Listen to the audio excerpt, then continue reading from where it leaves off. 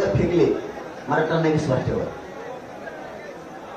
मराठा विश्वास ठेवत नाही त्यांच्यावर. त्यांनी किती शब्दाचा फेकाव करू द्या, किती मारा करू द्या, किती शब्दाचा प्रयोग वापरू द्या, किती बी काय त्यांना डोक्यावर लावायचं लावू द्या, अवलंबून नाहीत आम्ही.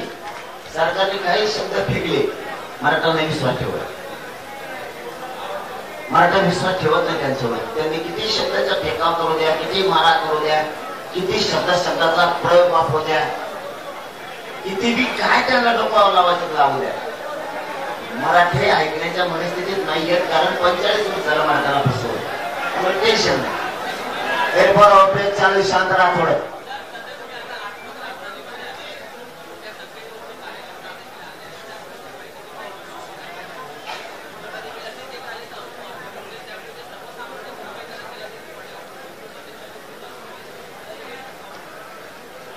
तुमचं म्हणणं बरोबर आहे. सकाळी ट्रॅफिक जाम झाली तर आम्हीच काढली. तुमचं दुसरंही म्हणणं आहे की आणखी लोक जर आले आता मुंबईत मंगळवारी बुधवारी तर मग आणखीन जाम होईल.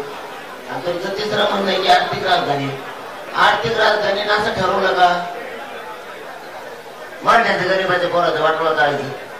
तिला वाटत नाही का ती आर्थिक मजबूत झाली मग गरीबाची आर्थिक मजबूत व्हावा खेड्यापाड्यातली, असं वाटत नाही का? आमचा हक्क नाही का मुंबईवरती? सरकारला असं वाटतं का आर्थिक राजधानीतून गोरगरिबाचे लेकरं सुद्धा सुखा समाधानाने जगावं? आम्ही पैसे मागायला आलो का? आमचं आरक्षण, आमचा हक्क आम्ही मागायला आलो, ते द्यायचं नाही. ते झालं आता भाषणबाजी खूप झाली द्या, आता नाही. आता पुन्हा फाईट, शेवटची फाईट आहे.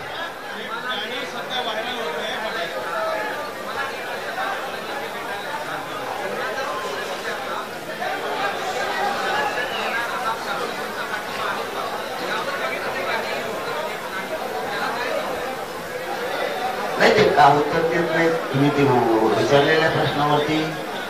पण आम्ही खंबीर आहेत ना, आम्ही नेत्यावर जगतच नाही. ते जर म्हणले ओबीसीतून देऊ, नाही तर कोणी म्हणलं नाही देऊ, आम्ही त्यांच्या म्हणण्यावर नाही चालत का आमच्या स्वतःच्या म्हणण्यानं चालतो. आले काय गेले काय चालूच असतं ते. कोण आमदार भेटायला आला, कोण मंत्री भेटायला आला, कोणी खासदार आला, त्याचं काम येणं